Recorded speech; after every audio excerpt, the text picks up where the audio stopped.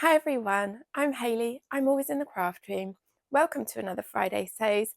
This week I thought we'd have a coffee, a catch up about everything I've been up to, and I also have one almost finished item to show you, but I really need your help.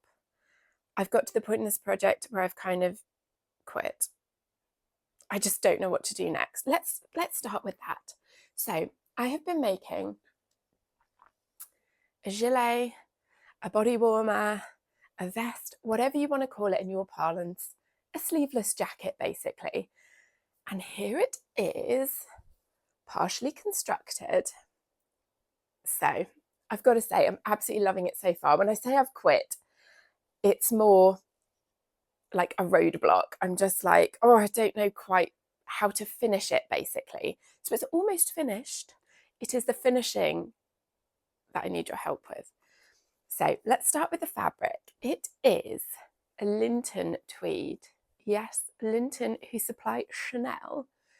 And it has been in the stash so long. I'm at that phase of life where I can date everything by either my kids or other people's kids. And I bought this on our way to Scotland one year for New Year when my friend was very heavily pregnant. And that baby is now in high school. So yeah, it was definitely time to get this out the stash. And I was so pleased when I came up with the idea to make a gilet because I think it would be so useful.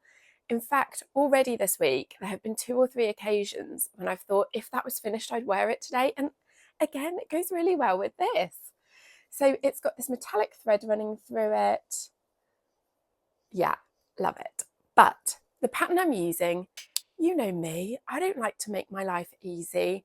I'm using an Otobra pattern for a jacket with sleeves. I've just left the sleeves off, but that pattern is not lined, and I wanted to line this. And herein lies the problem. And actually, if I sound like I've got a terrible cold, there is no need to send well wishes. I'm absolutely fine. What I do have is an awful case of fluff in the craft room. And you will understand when I show you the lining. It's faux fur. It's shedding everywhere. I had to lint roller the sofa before I filmed this video because it was just covered. Anyway, this is the softest stuff I've ever felt. I absolutely love it.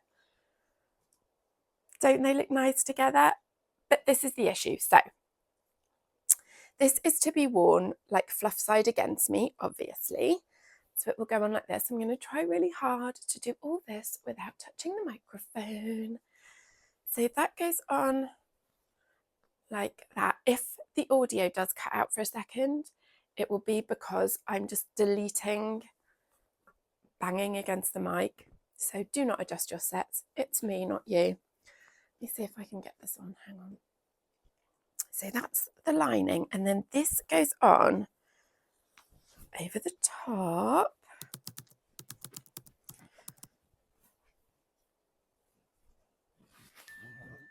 It's nice, isn't it? My initial thought was that the most important thing, the most important seam to do first and get really correct was the zip. So what I was going to do was sew the zip basically. I think I'm going to add a little facing piece so that the fluff can't get caught in the zip, and then just sew it like you would any other zip and flip it out, thereby giving the effect of like just a normal flat front. Now, then I was going to bind, I've not put the collar on the lining yet. So there is a collar to go on the lining. The outer has already got a collar. And then I was just going to bind the top edge, the bottom edge, and the armholes.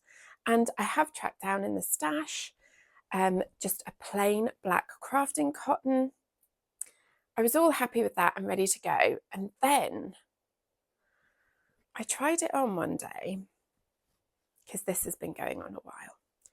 And the little faux fur was peeking out the shoulders. Of course, I can't get it to do the effect now. And I really liked that. And then I thought, maybe I don't want to bind it because then the shoulders would just be black. Maybe I want, I don't know. So do you know? Should I leave the fur peeking out of the shoulders? Can I do something whereby I like wrap the fur over? I don't want to bind it in a fur, do I? Tell me I don't want to.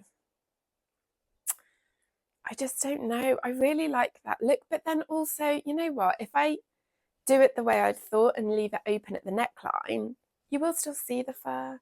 So maybe this is just classic Hayley overthinking it. Anyway, this is what I've been working on ever since my last Friday sews. And actually, this is super cozy. I'm going to keep it on, have a sip of tea and catch you up. So my last Friday sews was 2 weeks ago. And at the end of that video, I told you I had a week off of work. And I confidently said, so come back in a week where I'll have loads of finished things to show you. Well, I didn't film a Friday sews last week because I had nothing to show you. And here we are now, 2 weeks later, and all I've got is a nearly finished thing. I mean, to be fair, this is pretty far on. But yeah, I had my week off, and I told you on the Monday I was just gonna sit and stare at a blank wall. It wasn't quite that extreme, but let me tell you, on the Monday, all I did was sit around and read my book. It was absolute bliss. I lit a toasty warm fire.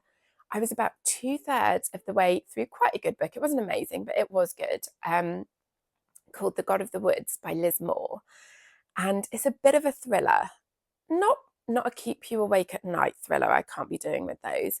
But just kind of a plot-driven novel where I did want to see what happened next. A bit of a page turner.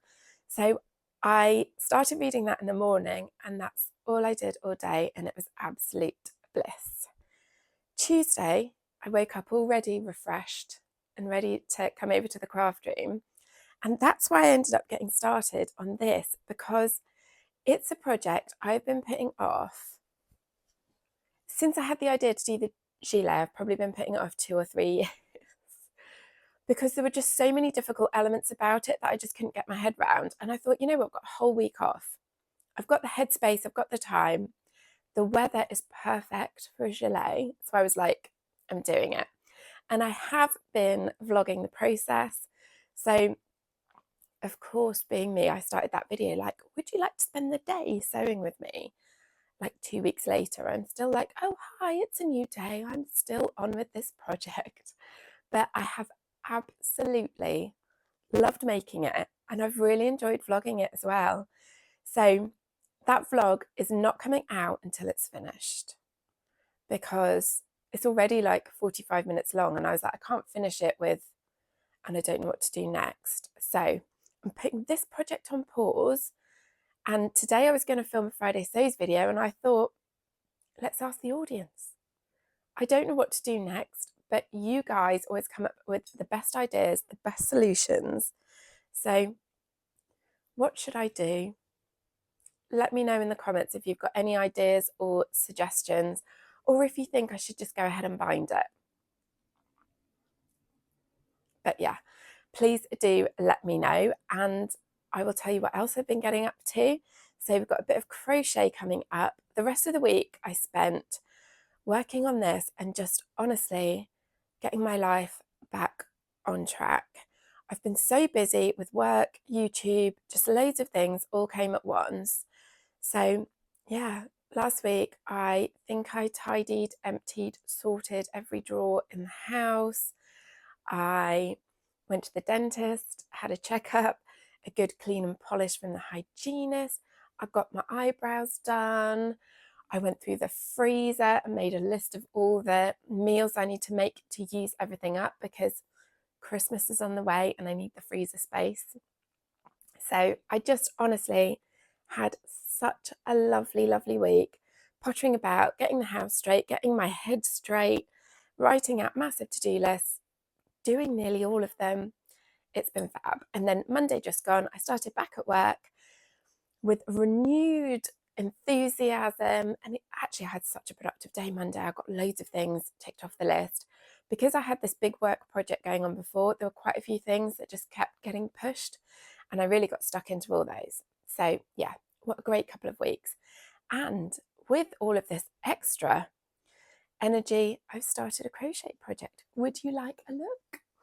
So a couple of years ago, I made a cardigan, which is a crochet pattern available for free on YouTube. And the cardigan is one of those garments that looks nothing on the hanger, but you know what? I've worn it in a previous vlog, so I will insert some soundless footage of me wearing this cardigan. But it's been so useful.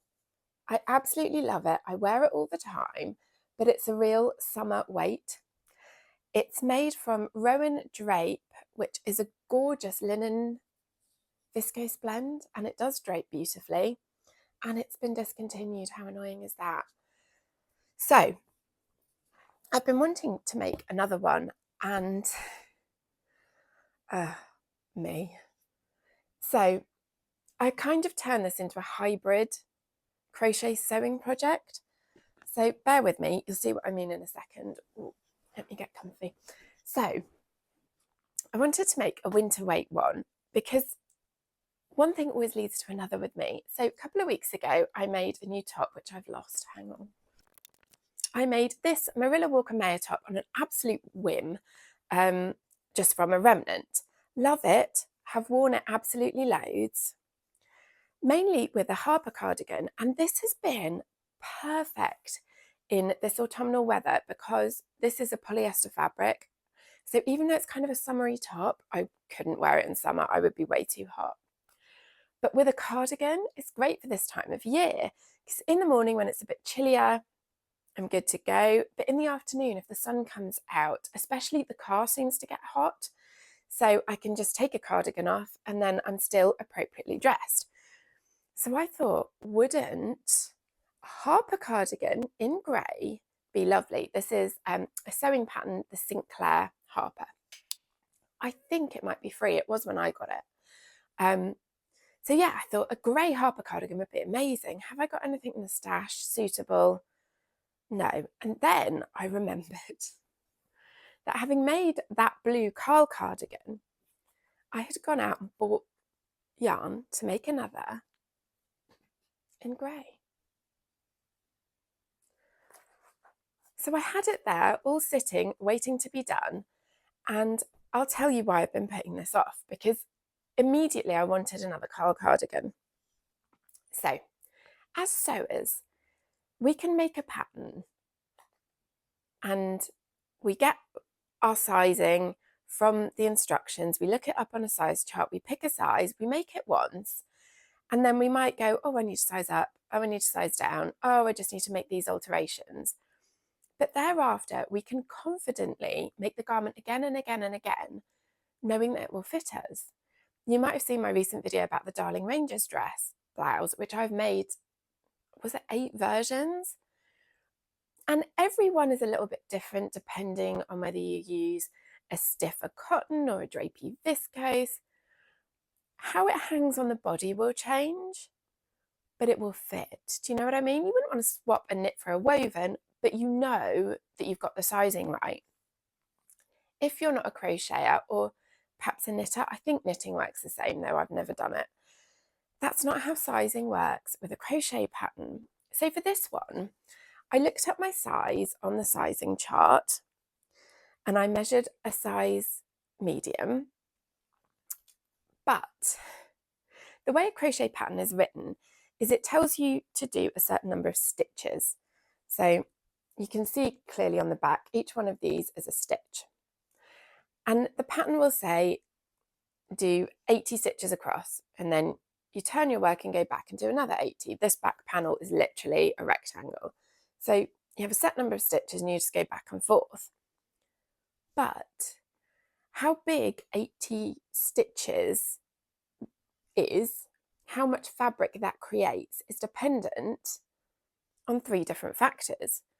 the size of the crochet hook you use, the thickness of the yarn you're using, and your personal tension, how tight or loose you crochet. So yes, I measured a medium in the pattern, but what you do then is you make a little swatch. So you take the recommended hook size and the yarn you have chosen, and crochet patterns are written for a specific yarn size, but that is not an exact science. So you make up a little swatch, usually about 10 centimeters by 10 centimeters, and you measure how many stitches are in those 10 centimeters, and you see if you have met the gauge. And if you haven't, you alter your size of hook and try again. So with this one, that's what I did. And I actually ended up making a small because I was getting too many stitches per 10 centimeters, but I couldn't change my hook size that much because of the yarn I was using. So you can see how an overthinker like me gets stuck because there's so many variables. Now, I saw this yarn at Abercorn and I loved it. It is knits recycled, made from recycled bottoms. It's not knits recycled, it's called Wendy Knits recycled. It is made from recycled drinking bottles and it is so soft. It's so lovely. I knew it would be such a useful colour and I wanted a cardigan out of it. But the pattern is not written for yarn this thick because this is a chunky yarn and it's written for a double knitting DK weight yarn. So if you use a thicker yarn, you go to a bigger hook size. So I thought, well, I could just make a smaller one, except I've already made a small and the pattern, the next smallest one is an extra small. And so even if I went down to the instructions for an extra small and did that many stitches across, it would still be too big. And then I just thought, all you're doing is creating pieces of fabric effectively. Why can't I just crochet to a sewing pattern piece? Do you see what I mean? So I wanted a Harper cardigan. I have the Harper cardigan pattern. I know how big the pattern pieces are. Why can't I just, and I'll tell you in a minute why I can't just, but in my head I was like, why can't I just trim off the seam allowances, crochet to that size, because when you seam it together you just use a whip stitch so you don't need a seam allowance, and Bob's your uncle, I've got a crocheted Harper cardigan. Yeah, no. So the week I was off, when I just had time and energy to think about this, I went and got the Harper cardigan pattern out and I thought, that's what I'm going to do. And the second I looked at it, I knew it wouldn't work. And I'll tell you why. It's because this has dropped sleeves and that is what I wanted. I want this cardigan because I love it. So the Harper has proper set-in sleeves, and so the sleeve is shaped, you know, like a sleeve head. This pattern, the sleeve is straight across, as you would get with any drop sleeve sewing pattern, like the Tessuti Mandy boat tee, for example. So I was like, oh, that's not going to work. And the other thing I realised that would be a problem is that the Harper cardigan is designed, and I actually love this about it, but I wanted something different this time. The Harper is designed not to close. It just sits really nicely, and that is great for showcasing a gorgeous fabric like this one. But it doesn't actually meet in the middle. And I wanted this style with the buttons. And I know I've had this yarn for a year waiting to start this project, because last year I bought the buttons to go with it at the Knitting and Stitching Show in Harrogate. I'm going to grab the buttons because they're so nice. So here are the buttons that I bought specifically to go with that yarn. So I know I've been procrastinating on this project for a year. I think they'll look great. Anyway, I decided the Harper cardigan wouldn't work. And then I thought, I've got a cardigan that I know fits. Why can't I just measure these pieces and crochet things to those sizes? So that's what I did. So the lady who designed this has a blog post with written instructions and also a schematic just showing you how to sew the pieces together at the end. Because of that, it's got the shape of all the pattern pieces. So all I did was measure this, write down the finished measurements, and now I'm just crocheting panels to those finished measurements. And if this works, which there's no telling with me, maybe it will, maybe it won't. But if this works, I think this might be how I do all crochet things from now on, because when you're counting stitches and there's just so many variables, you just don't know whether something's going to fit or not. Whereas if I crochet to a panel size, I know it will, I think. In my head, this works. Anyway, here's what I've done so far. So I've crocheted up one, this is the back panel actually. And it is kind of stiff. So maybe that is where I'm going wrong with all this, and you do need to stick to the recommended yarn weight. But anyway, it's all good fun. It's all an experiment. And the great thing about crochet is that if you decide you hate it, you can literally just pull on the end and the whole thing unravels and you can use the yarn for something else. And the same cannot be said for sewing patterns, can it? When you cut something out and you hate it, you can only recut it into something else if every single panel's smaller. And you will understand that reference when the vlog about this gilet comes out, because we did have a cutting mishap. There were lots of mishaps. Anyway, that's it from me. One nearly completed sewing project, one just started crochet project. I hope you've enjoyed hearing about all that, and I really hope to see you again soon. Bye.